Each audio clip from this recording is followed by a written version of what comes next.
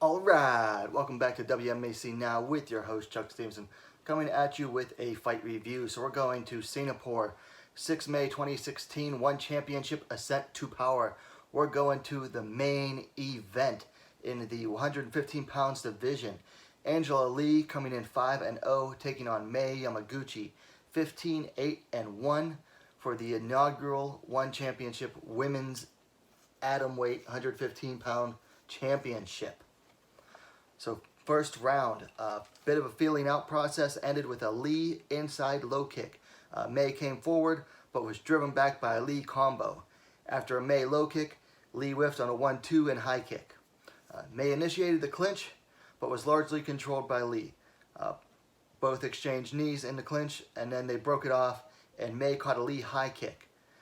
Lee jumped guard with her leg caught and rolled to mount, but couldn't keep it.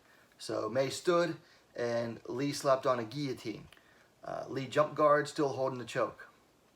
Then Mei slipped out after about a minute and finished the round standing over Lee, looking to land ground and pound. Second round, a 1-2 landed for Lee.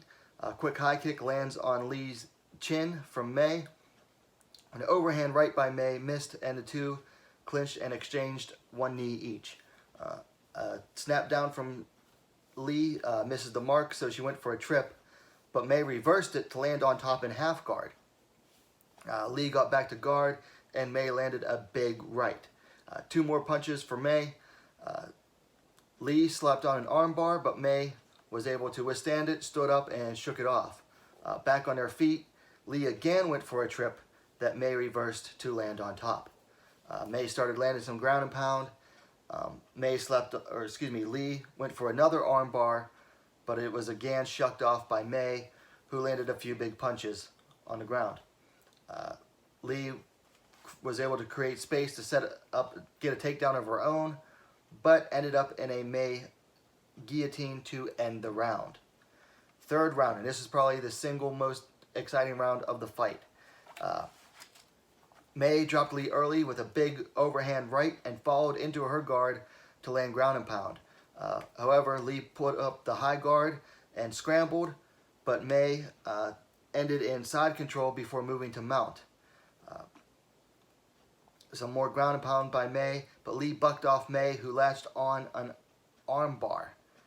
Now that segment I just read off, that was all in the first minute of this round. So anyway, back to that. Mei had latched on an armbar. Lee toughed it out and ended up in mount after a scramble. Mei was able to buck her off, however, to re-achieve guard. Another deep armbar attempt by Mei Yamaguchi, but Lee escaped, giving up the mount. However, she was able to get back to her guard in a scramble. Then Mei went for a knee bar attempt. However, Lee was able to get out of that. After the scramble, Lee applied a Darce choke, threw a couple knees to the head of Yamaguchi.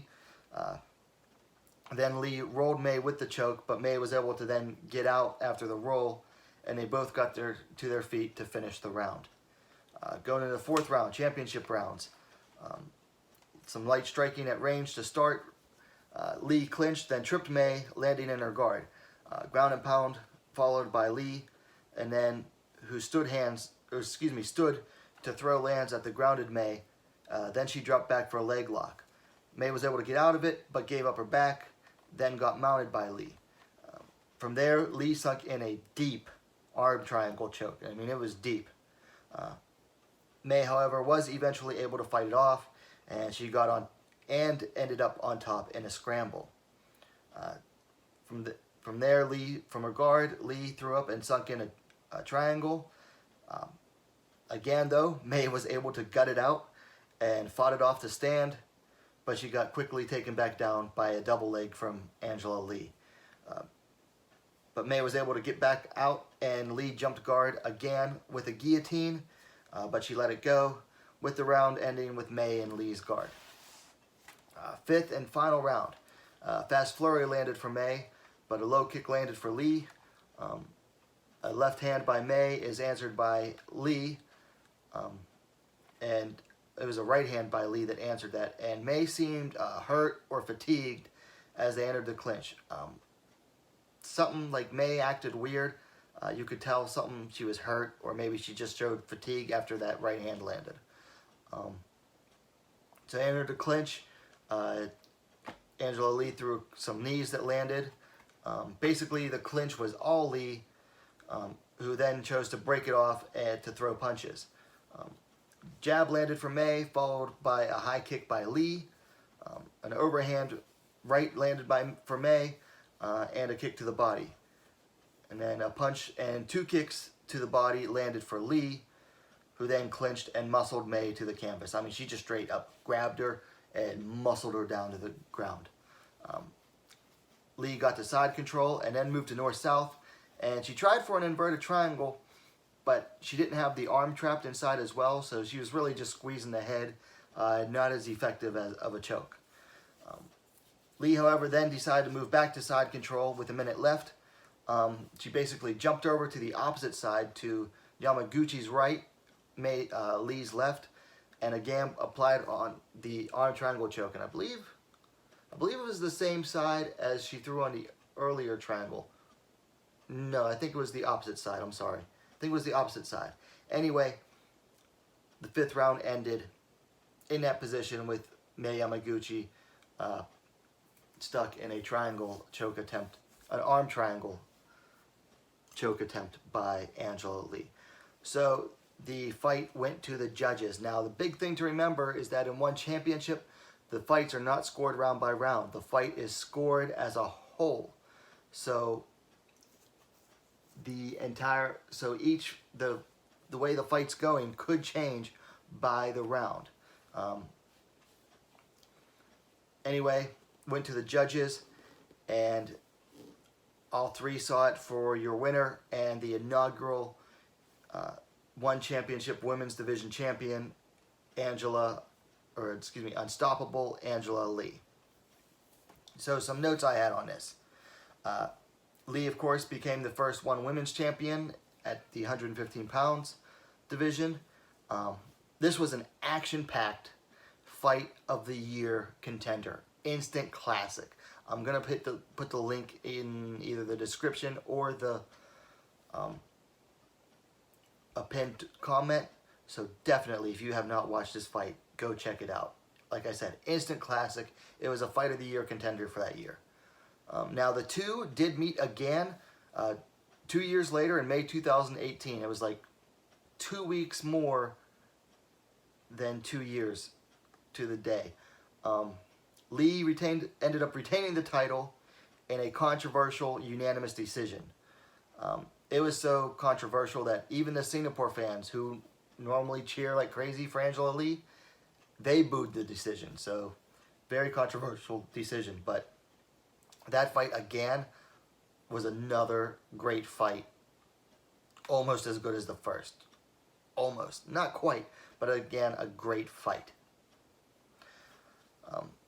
Things to work on for each fighter. So for Mei Yamaguchi, she needs to work on properly setting up that big right hand if she wants to land it more often. You know, throw out the jab more. Don't just throw the right hand, or don't just try to look for openings for the right hand. Set it up properly. If you can set it up more, it'll land more often. She also needs to work on getting inside of a taller opponent's reach. Footwork and head movement would allow her to do that. So work on the footwork, work on the head movement, on how to properly evade your opponent's strikes to get inside their reach. For Angela Lee, head movement. She needs to learn to move her head off the center line. That's how she got clipped with that big overhand right in the 3rd and dropped. She just never takes her head off the center line. She definitely likes to rely on her endurance to get her through a lot of strikes. She also needs to work on improving her trip takedowns. Several of them got reversed. I think she only landed 1 properly out of the 3 or 4 trip takedowns that she executed. At least 2 of them got reversed. So she needs to work on improving those trip takedowns. Now granted, this was 4 years ago, so these improvements are based on what was shown in this fight. For both of them, need to work on positional control. Okay, both of them were too hungry to go for a finish move and often gave up position. Hey, a finish is great. If you can get it, fine, go for it.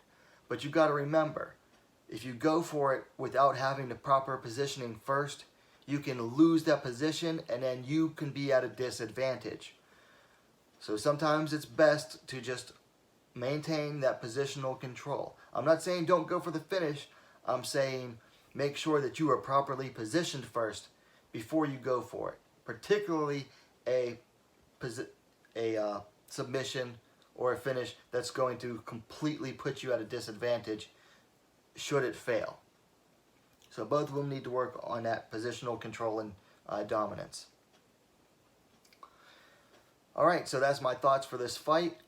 It was a great fight. Why did I choose now to review it 4 years later, or almost 4 years later? Well, one, yeah, it is coming up on the anniversary. It's technically not 5 years old, so it doesn't qualify for my retro fight review series. But I did include this on my recent list of top 10 greatest women's fights. So I thought, you know, I watched the fight before I made that list. I just watched it again. It is such a great fight. Again, I'm going to link it either in the description box or in a pinned comment. I'll also link the my list of top 10 women's fights ever. It's a video itself. Watch them both. This fight definitely belongs on that list. I think it was number 3 maybe.